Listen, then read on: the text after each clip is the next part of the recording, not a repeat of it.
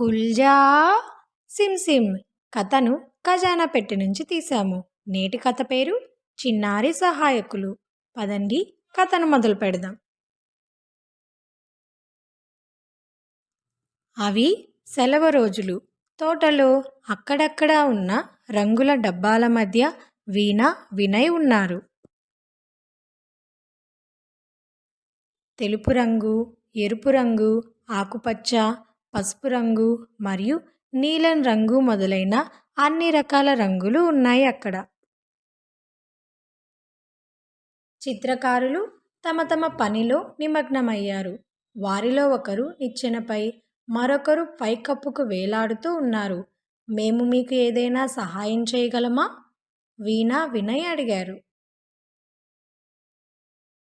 Painting సోదరుడు వారికి brush ఇచ్చాడు. మీరు లోపల నుండి గేటుకు పెయింట్ వేయండి అని వీణాకు చెప్పాడు. మరియు మీరు బయట నుండి గేటుకు రంగు వేయండి అని వినయ్కు చెప్పాడు.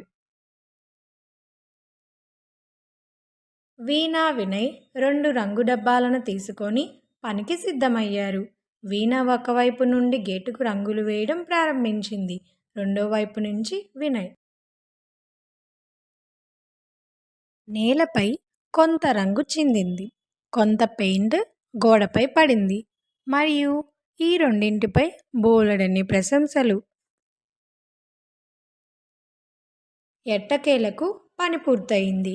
నేల మీద పడిన రంగును తుడిచాడు, గోడ మీద పడిన పెయింటు తుడిచాడు.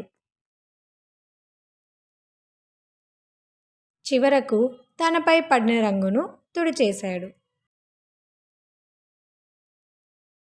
నా రెడ్ గేట్ ఎంత అందంగా ఉంది, వీణా అన్నది.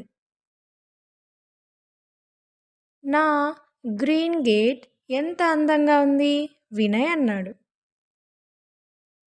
ఓ, మీరు గేటుకి 2 వైపులా రంగులు వేశారు అన్నాడు చిత్రకారుడైన అన్నయ్య. పదండి ఇప్పుడు అలా వదిలేద్దాం అన్నది తల్లి.